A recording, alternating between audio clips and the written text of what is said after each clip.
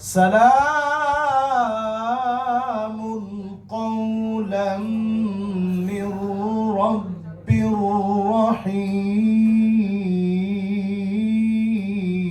আল্লাহু আকবার।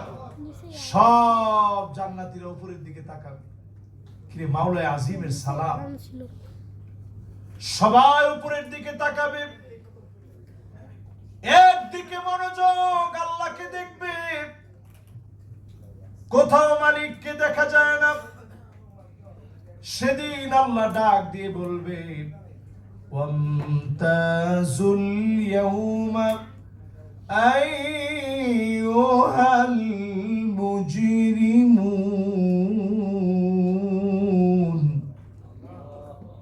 এই আয়াত কি আপনাদের মুখস্থ আছে?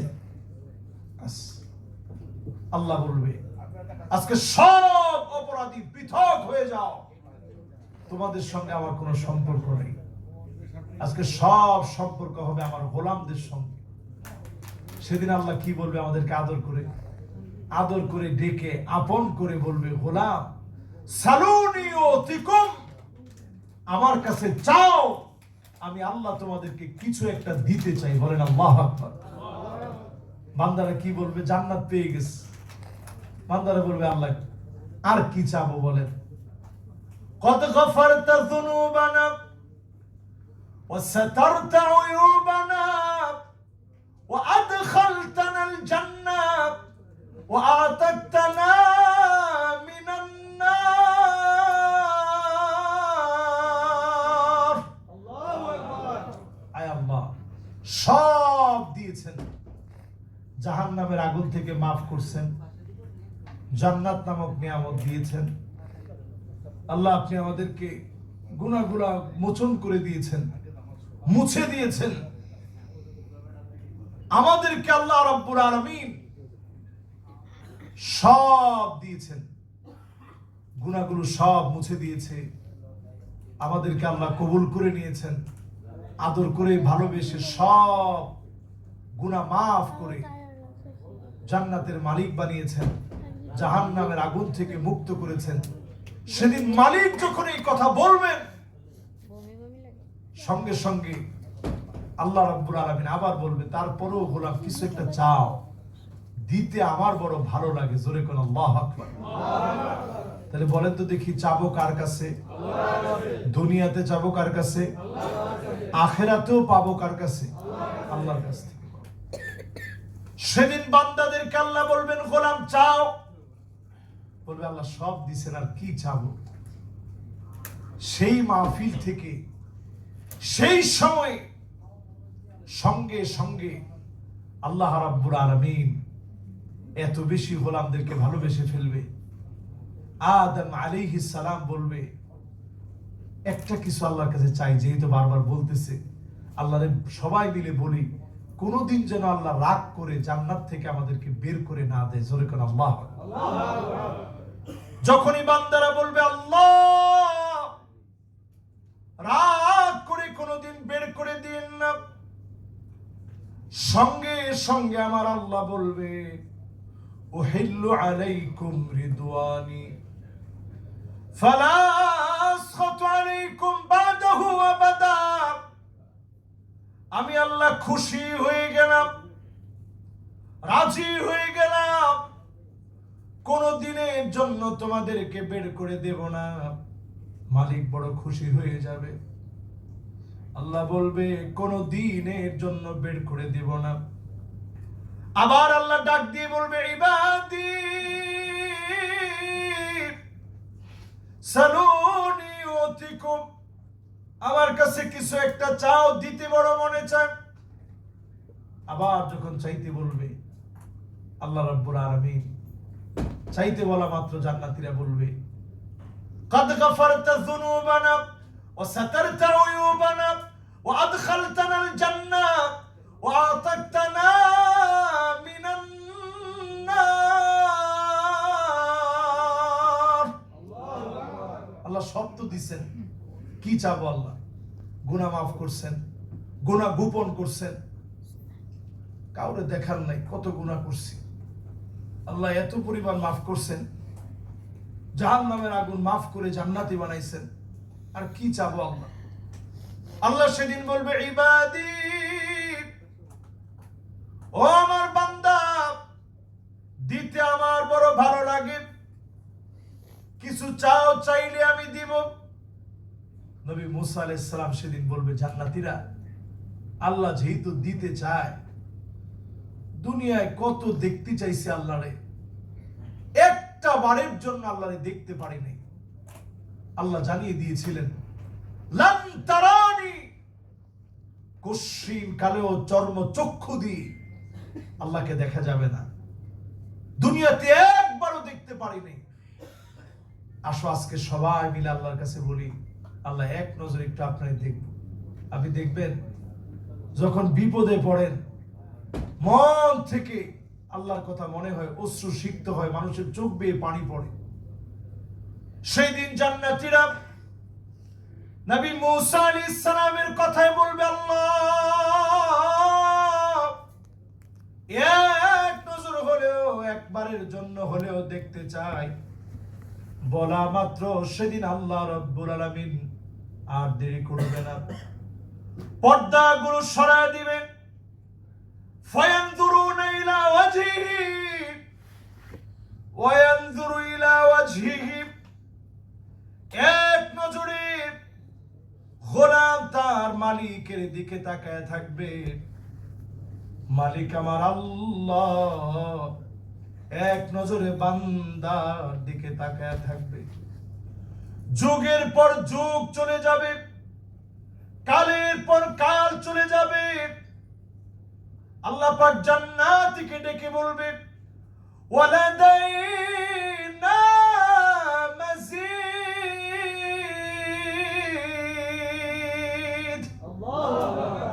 আরো অনেক নিয়ামত আছে, সামনের দিকে যাও, আর নিয়ামত আর নিয়ামত তোমাদের জন্য আছে।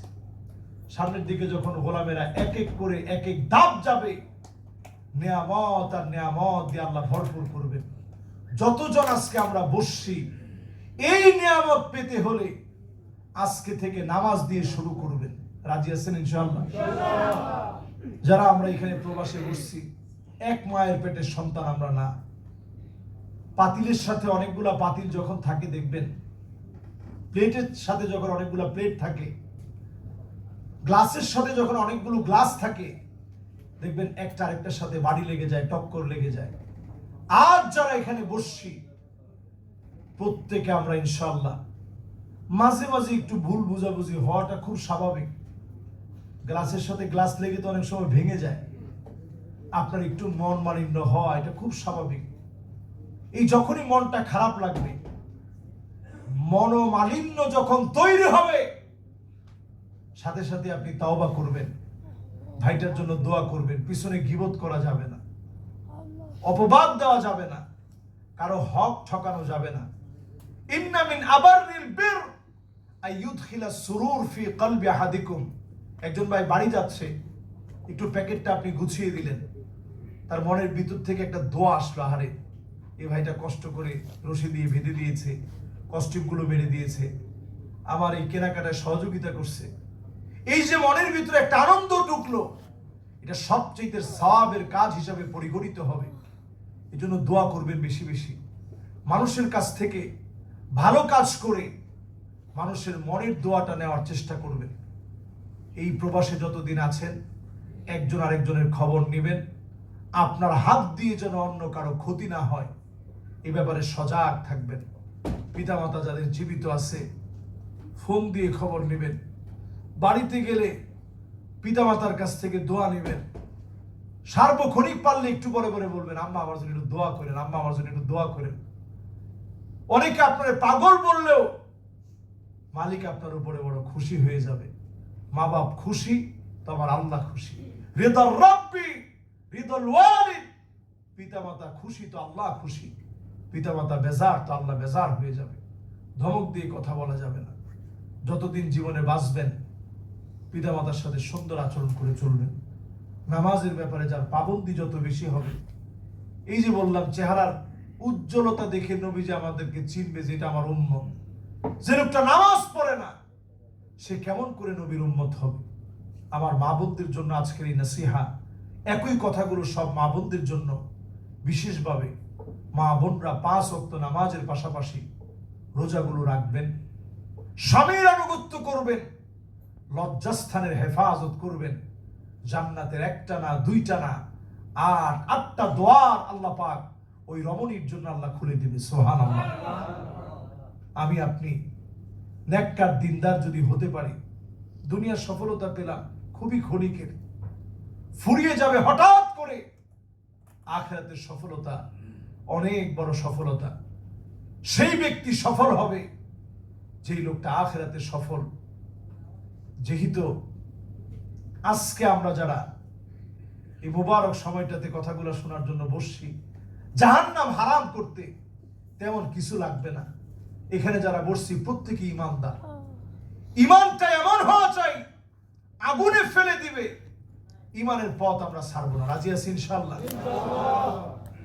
জুলম আর নির্যাতন আর নিপীড়ন হবে, ইমানের পথ ছাড়া যাবে না। এমন ইমান যদি আপনার থাকে, হারামাহুল্লাহু আলাইহিন নার, জাহান্নামের আগুন আপনার জন্য হারাম হয়ে যাবে। বলেন আল্লাহ। 5 ওয়াক্ত নামাজ সুন্দর করে ওযু করে পড়বেন, হারামাহুল্লাহু আলাইহিন নার, জাহান্নামের আগুন আল্লাহ পাক তার জন্য হারাম বানায় দিবেন। বলেন আল্লাহু আকবার। 40 দিন তাকবীরে উলার সঙ্গে আমি আপনাদের কাছে দোয়া চাই। আসলে আমরা এই ওয়াজটার এই জায়গায় আসলে আমি নিজে বড় লজ্জিত বোধ করি। আমরা তাকবীরে উলার সঙ্গে অনেক সময় গাড়িতে চড়তে থাকি, বিভিন্ন জায়গায় যাইতে থাকি, অনেক সময় তাকবীরে উলার সঙ্গে মন চাইলেও পারি না। আপনারা যারা প্রবাসে আছেন, তাকবীরে উলার সঙ্গে নামাজটা আদায় করার চেষ্টা করবেন। মাত্র 40 দিন তাকবীরে উলা মানে ইমাম সাহেব যখন আল্লাহু আকবার বলে দাঁড়িয়েছেন, রুকুতে যাওয়ার আগ পর্যন্ত, রুকু থেকে উঠার আগ পর্যন্ত যদি আপনি আল্লাহু আকবার বলে দাঁড়িয়ে যেতে পারেন, 40টা দিন যদি এভাবে পড়তে পারেন, হারামাহুল্লাহু আলাইহিন নার, বিশাল আখিরাতের জগৎ, এই জগতে জাহান্নামের আগুন থেকে আল্লাহ মুক্ত করে দিবে। জোরে বলেন সুবহানাল্লাহ। কত সহজ বিষয় দেখেন। এরপরে নবী আলাইহিস সালাতু ওয়াস সালাম বলছেন, মান শাবা ফিল ইসলামি শাইবাতান, যেই লোকটা ইসলামের জন্য চুল পাকিয়ে ফেলেছে, ইসলামের জন্য চিন্তা ভাবনা করে মানুষের দুয়ারে দুয়ারে গিয়ে দিনের কাজ করে, এই যে আজকে কষ্ট করছেন, একদিনের নোটিশে এরকম একটা মাহফিল হয়েছে, অনেক ভাইরা অনেক পরিশ্রম করছেন, এই কাজগুলো যদি দিনের জন্য করতে পারেন, হাদিস বলছে হারামাহুল্লাহু আলাইহিন নার, ওই মানুষগুলোর জন্য জাহান্নামের আগুন আল্লাহ চাইলে হারাম হয়ে যাবে। বলেন আল্লাহু আকবার। এরপরে যে মানুষের কথা বলা হয়েছে খুবই আমাদের পরিচিত, নবী আলাইহিস সালাতু ওয়াস সালাম বলছেন, যেই লোকটা হাঁটতে গিয়ে পায়ের ভিতরে কিছু ধুলিবালি লাগাইছে, দিনের কাজ করতে গিয়ে, হারামাহুল্লাহু আলাইহিন নার, তার জন্য জাহান্নামের আগুন আল্লাহ হারাম বানায় দিবে। জোরে কোন আল্লাহু আকবার। আল্লাহর হাবিব তারপরে বলেন, আইনানি লা তামাসসুহুমা আন-নার, 2টা চোখের জন্য জাহান্নাম হারাম হবে। একটা চোখ হচ্ছে ওই চোখ যেই চোখ আল্লাহর জন্য সুশিক্ত হয়েছে, চোখের পানি জড়িয়েছে, ওই চোখটার জন্য জাহান্নামের আগুন আল্লাহ হারাম বানায় দিবে। সুবহানাল্লাহ। রাত জেগে যারা দিনের জন্য পাহারাদারি করেছে, জাহান্নামের আগুন আল্লাহ হারাম বানিয়ে দিবেন। সর্বশেষ মৌতের আগে কার কিভাবে মৃত্যু আসবে আমরা জানি না। যারা প্রবাসে আছেন, প্রবাস থেকে যেন কারো লাশ না যায়, এর চাইতে দুঃখ, এর চাইতে কষ্টের বিষয় আর হতে পারে না। আল্লাহর কাছে আমাদের আজকের এই মুবারক আয়োজনের ফরিয়াদ, কারো লাশ যেন আল্লাহ প্রবাস থেকে না পাঠায়, প্রবাস থেকে যেন না পাঠায়। লাশ দেখার পরে মা বাপ পাগলের মতো হয়ে যায়। মা বাপের অবস্থা এমন হয়, 3 মাস 4 মাস পরে লাশ যায়, আমি এয়ারপোর্টে দেখেছি এক মা বাপ দুইজন বসে পাগলের মতো হাউতাশ করে কাঁদতেছে। সন্তানের লাশ আসবে, সন্তানের লাশটা আসার পর আগেই যদি এমন অবস্থা হয়, সন্তানের লাশটা দেখার পরে মা বাপের কি অবস্থা হবে?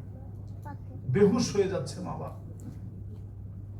নিজের সন্তানাদি সবাই পিতার এই চেহারা দেখলে সহ্য করতে পারে না। আমরা প্রতিনিয়ত আল্লাহর কাছে এই দোয়াটা বেশি করব যে আল্লাহ বালা মুসিবত আল্লাহ প্রবাসের জীবনে দিও না। আজকে এক প্রবাসী ভাই বলতেছিল যে হুজুর, প্রবাসে কেন যেন সুস্থ থাকি এবং ফিল করি যেটা মা বাবার দোয়ার কারণেই মনে আল্লাহ তাআলা সুস্থ রাখে, ভালো রাখে। তাহলে হুজুর এত সুস্থ থাকার কথা না, একটা ক্যাপসুলও কিনতে হয় না। মা বাবার দোয়ার কারণে আল্লাহ ভালো রাখে, আল্লাহ সুস্থ রাখে। মৃত্যু কোথায় হবে আমরা কেউ জানি না।